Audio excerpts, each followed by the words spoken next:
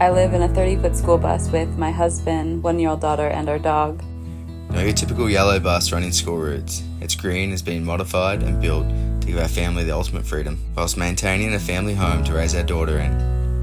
A functional and comfortable space we feel a sense of consistency and security in.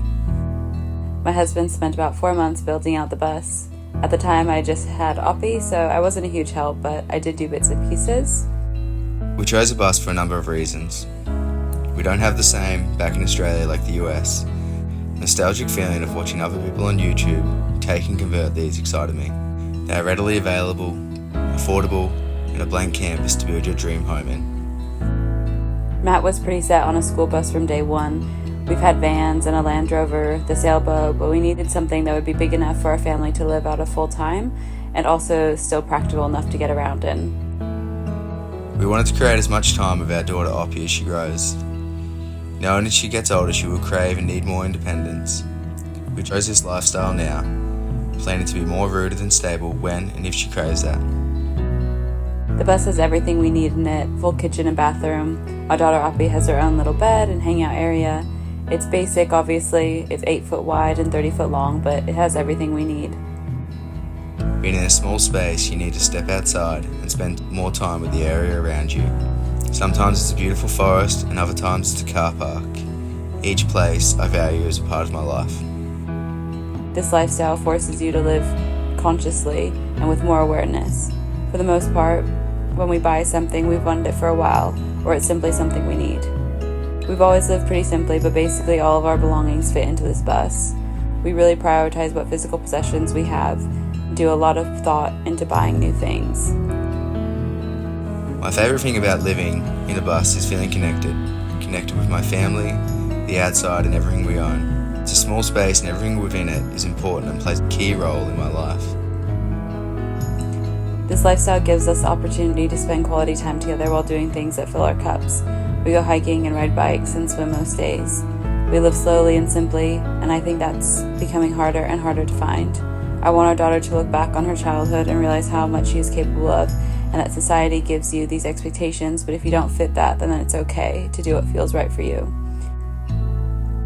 Our home is on wheels. Just by living in this space we are travelling. We can be 10 miles or 1,000 miles down the road, and we still have our home, a place to cook, sleep, and a place to carry our hobbies and have the outside at our fingertips. We still have the day-to-day things that have to be done. We do our laundry and clean and cook. It's just often in an epic spot depending on the day.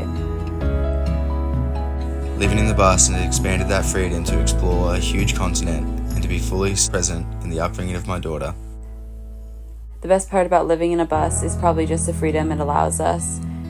I've seen more of the United States in the last 2 years than I saw in the first 21 years of growing up here. It also makes us spend a lot more time outside. Anywhere we park is our backyard, and it makes us get out and explore. The hardest part about living this way for me is the worries. It's one of my least favourite traits, but I do often think of worst case scenarios, whether that being having our home broken into, a fine for camping somewhere we aren't allowed, or major issues with the engine breaking down. To help with this, above the driver's seat in the bus I have a small note Morgan wrote for me. Fear to courage, worry to surrender, doubt to trust. The hardest part of living in a bus is probably the constant change. As a general rule, change can bring on a lot of stress and anxiety, and this lifestyle has a lot more change than what a more conventional life might look like. I don't think people really realize how stressful that can be. There's no one shoe that fits all. Every individual is unique. Their upbringing, life experiences, hobbies, and ambitions shape the life they desire and are required to live. I would recommend this lifestyle to anyone who has the desire to travel or to live alternatively.